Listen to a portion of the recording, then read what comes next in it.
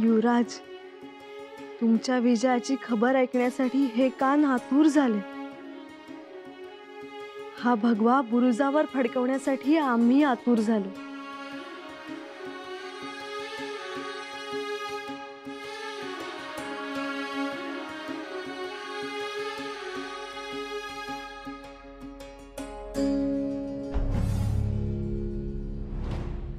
खबरदार.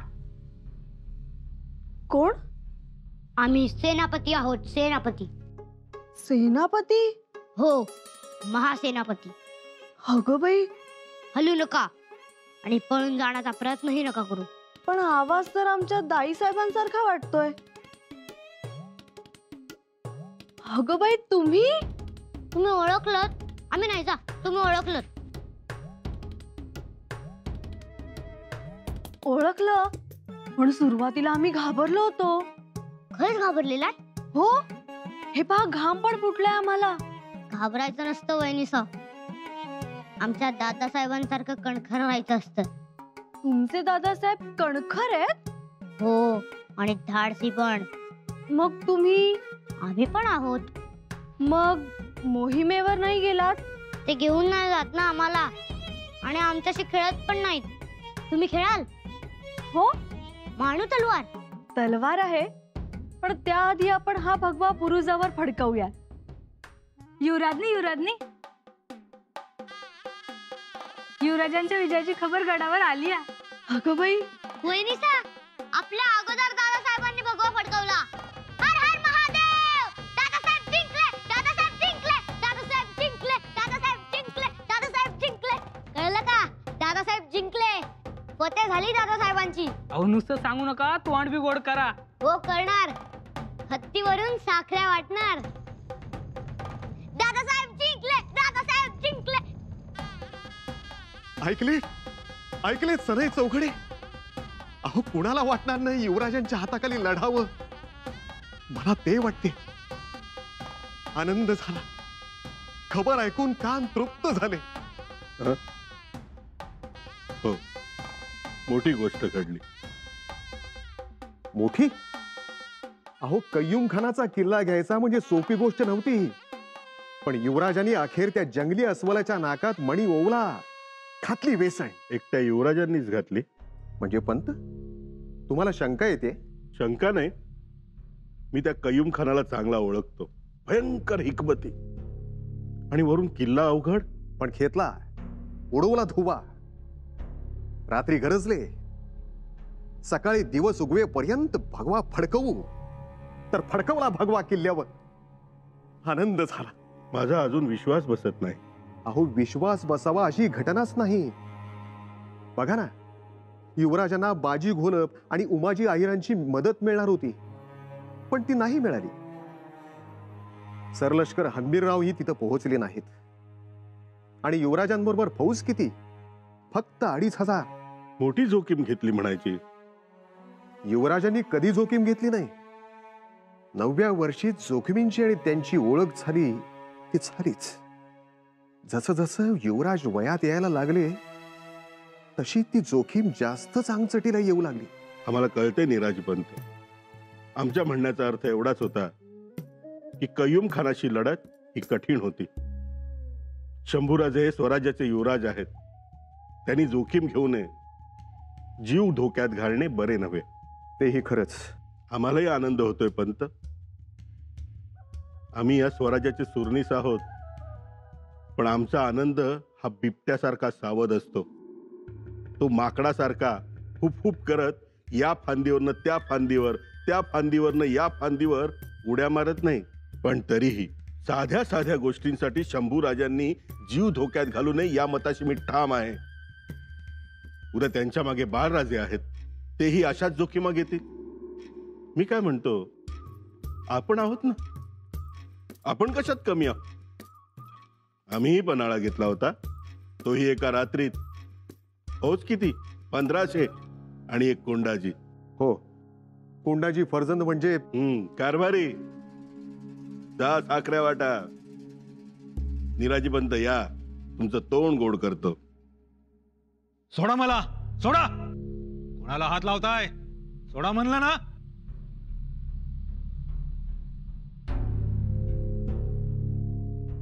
काढण्या काढा त्यांच्या. ते जाधव आहेत. आमच्या आऊसाहेबांच्या माहेरची पुण्याई आहे त्यांच्या पाठीशी. बरी ओळख ठेवली.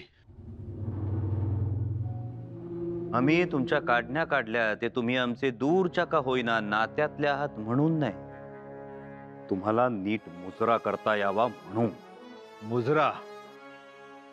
आम्ही मुजरा करणार नाही. करावा लागेल. गुस्ताखी होते आहे. ही मराठी मनसद आहे आणि या मराठी मनसदीचे मराठी तख्ताचे शंभूराजे युवराज आहेत. केव्हा सुधारणार तुम्ही? मराठ्यांचा हक्काचं तख्त निर्माण झाल्यानंतर सुद्धा त्या मोगल सल्तनतीला कुर्निसात करण्यात धन्यता मानता आहात. खरं तर तुम्ही तुमच्या सारख्यांनी महाराजांना बळ द्यायला हवं. महाराजांनी करायचं तेवढं केलं, पळायचं तेवढं पळाले. त्यासाठी केवढ्या खस्ता खाल्ल्या. खाल्ल्या असतील, पण ते का आमचं धनी आहेत भाई? वडील,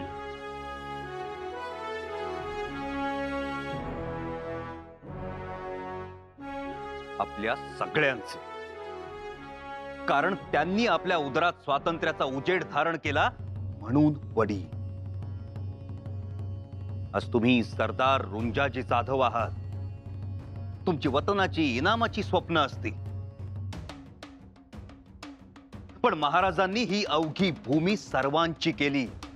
तुम्ही जे काही करता ते स्वार्थासाठी, वैयक्तिक मोहासाठी, पण महाराज एका सबळ समाजाची, युद्ध राष्ट्राची निर्मिती करतायत. आणि ते कार्य वैयक्तिक मोह, स्वार्थ यापेक्षा खूप खूप मोठं आहे.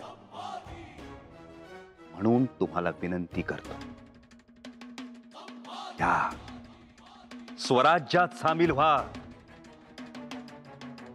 नाहीतर आज अंगावरचे कपडे मोगलांचे आहेत, उद्या कपड्याखालचं कातड सुद्धा मोगलांचं होईल. बस करा युवराज, बस. आता बोलू नका, बोल. हो, डोळ्यात अंजन घातलं तुम्ही. तुमच्याजीराव, हा किल्ला आम्ही घेतला असला तरी आजपासून तुम्ही या किल्ल्याचे किल्लेदार आहात. हा, फक्त नीट अंमल बसेपर्यंत आमचे सरदार पिलाजीराव सणस तुमच्या सोबत राहतील. लई मोठं मन आहे तुमचं युवराज. मग म्या तरी लहान का हो? किल्लेदारी, वतनदारी मला काही नको. एक मावळा होऊन या स्वराज्याची सेवा करीन. पण युवराज, एक अट आहे.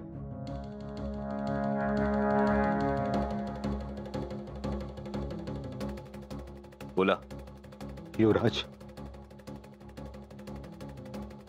आम्हासनी गळा भेट द्या. तुम्हाला गळा भेट? कदापि नाही. भाऊसाहेबांच्या माहेरचे म्हणून नमस्कार करू तुम्हाला. युवराज,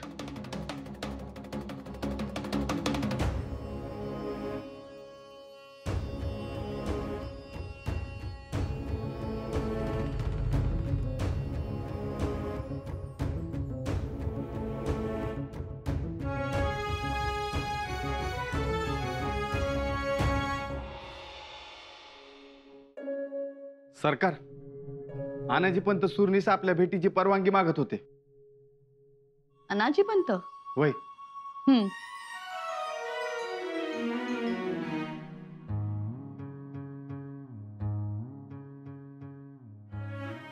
मुजरा महाराणी साहेब.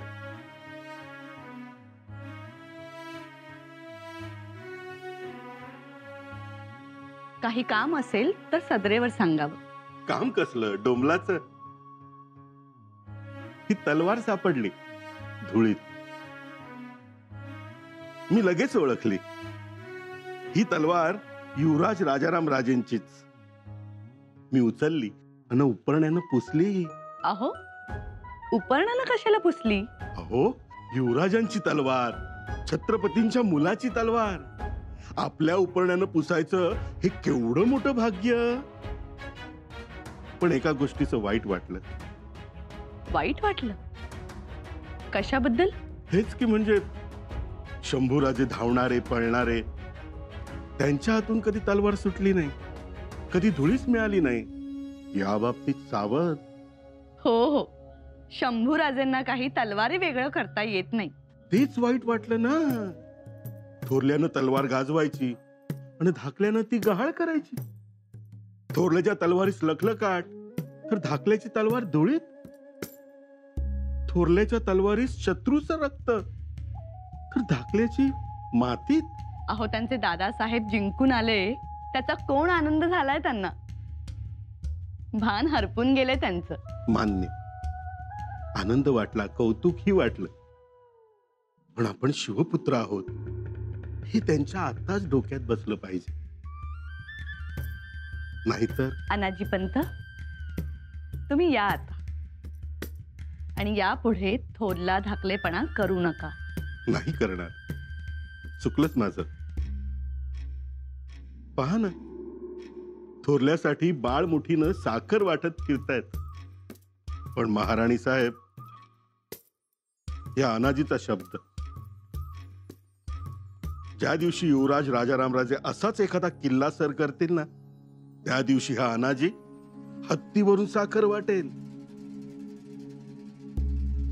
मातोश्री, मातोश्री, सूनबाई. मातोश्री, माफी असावी, पण आज आदाबाई नाही आणि मुजराही नाही. आम्हाला खूप नाचावंसं वाटतंय आणि तुम्हाला घट्ट बिलगावंसं वाटतं. आणखी आम्हाला फुगडी खेळायची वाटतेय. अहो, मग खेळा. हो हो हो, सूनबाई, आम्हाला काय आता तुमच्यासारखं जमणार आहे का? आम्हाला खूप खूप आनंद झालाय. सूनबाई, तुम्ही गडावर आलात आणि अनेक बायका घेऊन आलात. बायका कोण? जयश्री, विजयश्री, यशश्री, राजश्री आणि तेजश्री. खरंच असंच यश मिळू दे त्यांना. हो, पण त्याआधी बाहेर चला. कित्येक दिवस झाले काळजीने महाल सोडला सुद्धा नाही तुम्ही. त्याआधी आमचे देव मोकळे होऊ द्या, तेही महत्वाचं. चला, आम्हाला मदत करा. या.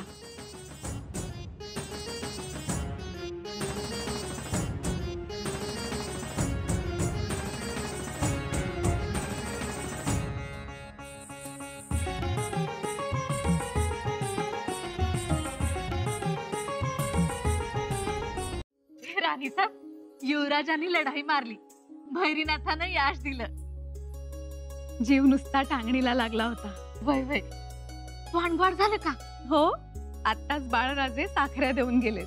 हवं समध्यासनी वाटतायत, जो भेटल त्याला साखऱ्या वाटतायत. खरंच, एकतर त्यांची बाळमूठ एवढी गोजिरी आणि त्या बाळमुठीतल्या साखऱ्या खाताना केवढा हरख होतो. हो, हवं लई कौतुक. अख्खं पीप संपवलं त्यांनी.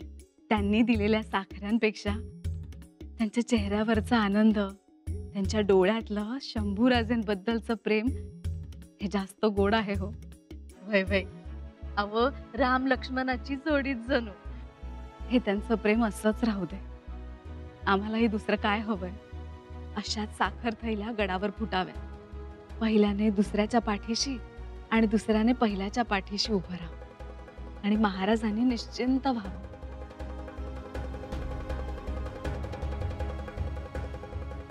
असू द्या, असू द्या.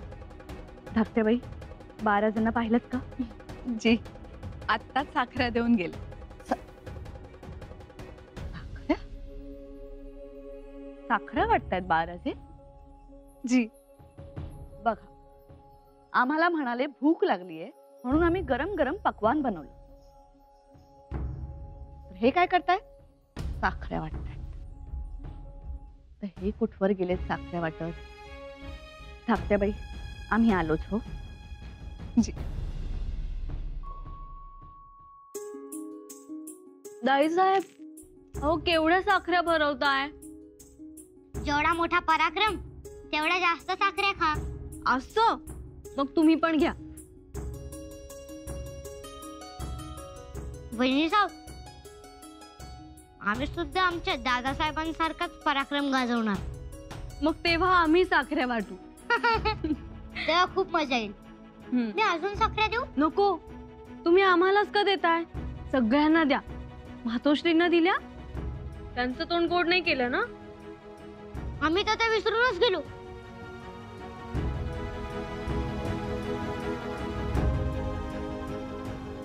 मातोश्री, साखऱ्या घ्या, तोंड गोड करा. सगळ्या गडाला साखऱ्या वाटल्या आम्ही. हो ना, सगळे कौतुक करतायत दादासाहेबांचं. पराक्रमच तेवढा मोठा केला. तुम्हीही त्यांच्यासारखा पराक्रम करा. हो, करणार. आणखी यापुढे साखऱ्या यापुढे वाटत जाऊ नका. का? कारण तुम्ही युवराज आहात. पण दादासाहेबांसाठी आम्ही साखऱ्या वाटणारच. त्यांच्यासाठी वाटा ना, त्यात आम्हाला आनंदच आहे. पण सवय लावून घेऊ नका. म्हणजे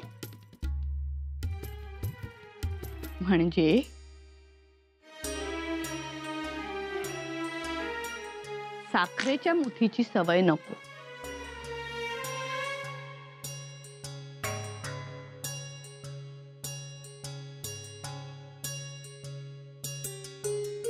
तलवारीच्या मुठीची सवय लावा. तुमच्या दादासाहेबांसारखी. त्यांची जशी वाहवा ऐकायला मिळते तशीच तुमचीही वाहवा ऐकायला मिळून आमच्या आईपणाचं सार्थक होऊ द्या.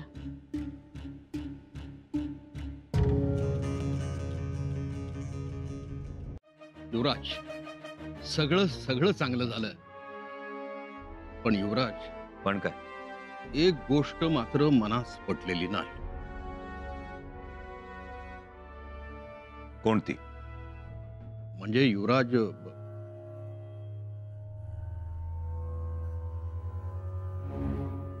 बोला, स्पष्टपणे बोला. जर काही चूक घडली असेल तर ती सुधारता येईल. त्या रुंजाजी जाधवांना किल्लेदार केलं. त्या निर्णयामागे काही कारण आहे पंत. ठीक, पण हा गडी एवढा ताठ, अजूनही स्वराज्याचा वारा अंगावर आलेला खपत नाही. त्यास हा सरदार सणस थांबतीलही काही दिवस, पण ते रायगडावर परतल्यावर रुंजाजीस मैदान पुन्हा रिकामं.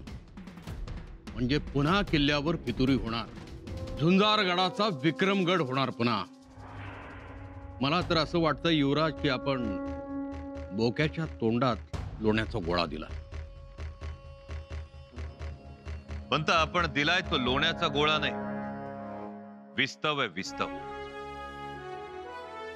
आणि हा बोका आता बोका राहणार नाही. रुंजाजीराव आता माणूस होते, स्वराज्याचे मावळे होते. मला तरी भरोसा वाटत नाही. भरवसे ठेवले नसते तर पुरंदरचं युद्ध झालंच नसतं. जावळीच्या चंद्रराव मोरांकडून लढणारे मुरारबाजी महाडकर, ते त्यांच्या गोटातून लढले, पण महाराजांनी त्यांना स्वराज्यात आणलं. सिद्धी हिलाल तर आदिलशहाचा खास माणूस, त्यांना सुद्धा स्वराज्यात आणलं. पण हाच तर शिवविचार आहे. आपल्या स्वराज्यात मेलेल्या माणसाचा सुद्धा आदर केला जातो. ही तर जिवंत माणसं. आज ना उद्या यांना महाराजांचा विचार कळेल, पटेल. आपण गड तर घ्यायचेच, पण गडाबरोबर ही लाख मोलाची माणसं सुद्धा स्वराज्यात घ्यायची, त्यांच्यात परिवर्तन घडवायचं. तुम्ही तर जाणताच, ती कल्याणच्या सुभेदाराची सून आज सुद्धा महाराजांच्या हितासाठी अल्लाकडे नमाज अदा करते. दर राखी पौर्णिमेला राखी पाठवते. पंत, माणसाच्या मनातला विखार आपण नष्ट करत गेलो तर आपोआप स्वराज्य वाढेल.